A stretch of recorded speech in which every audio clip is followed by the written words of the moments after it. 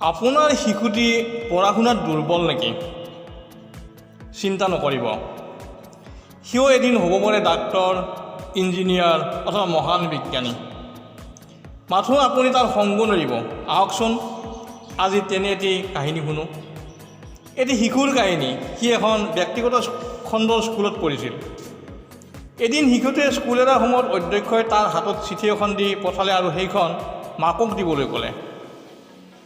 ঘৰ আহি পোৱাৰ পিছত শিশুটিয়ে চিঠিখন মাকৰ হাতত দিলে।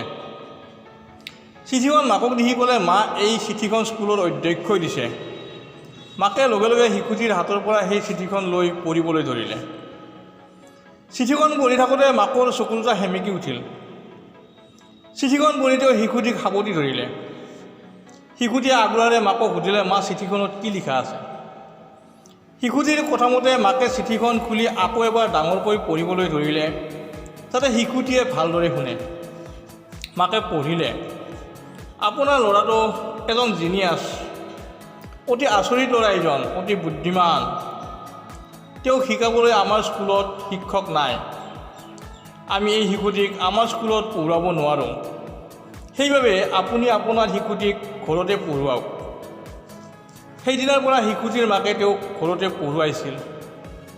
শিশুটিয়ে অতি মনোযোগেৰে ঘৰতে অধ্যয়ন কৰিছিল।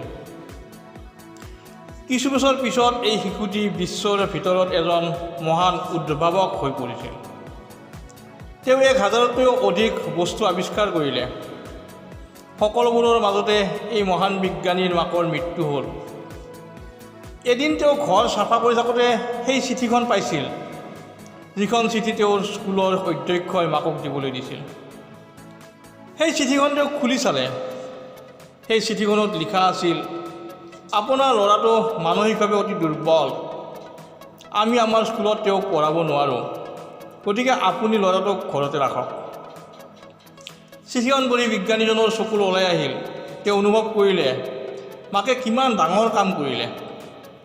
আচলতে তেওঁৰ সফলতাৰ আঁৰৰ মানুহজনেই হ'ল তেওঁৰ মাক।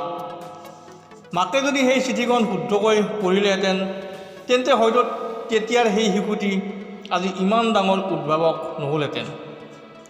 হয়তো ইমানবোৰ উদ্ভাৱন এই পৃথিৱীতেই নহ'লহেঁতেন। ইচ্ছা কৰিলে কি লাভ কৰিব নোৱাৰি। বহু সময়ত আমি বহুত মানুহক এনেকুৱা কথা কওঁ যে ভিতৰি ভিতৰি তেওঁ ভাঙি যায়। আমি নিশ্চিত হ'ব লাগে যে শব্দত বহুত শক্তি আছে, অৰ্থাৎ আমি ভাল কথা ক'ব লাগে আৰু ভাল কাম কৰিব লাগে। এই কথাটো বুজি লওক, কিছুমানৰ বাবে যি জখলা ওপৰলৈ যায়, আন কিছুমানৰ বাবে সেই জখলা তললৈ নামি আহে। সকলো নিৰ্ভৰ কৰে চিন্তা আৰু কামৰ ওপৰত। এতিয়া আহিছোঁ কাহিনীৰ আচল কথাটোলৈ। যিটো শিশুৰ কথা কৈ আছিলোঁ, তেওঁ কোন জানেনে? তেওঁৱেই হ'ল মহান বিজ্ঞানী টমাছ আলভা এডিছন। বাকীখিনি কোৱাৰ নিশ্চয় প্ৰয়োজন নাই। প্ৰিয় শ্ৰোতা দৰ্শক, যিসকলে চেনেলটো ছাবস্ক্ৰাইব কৰা নাই, ছাবস্ক্ৰাইব কৰিব। ধন্যবাদ।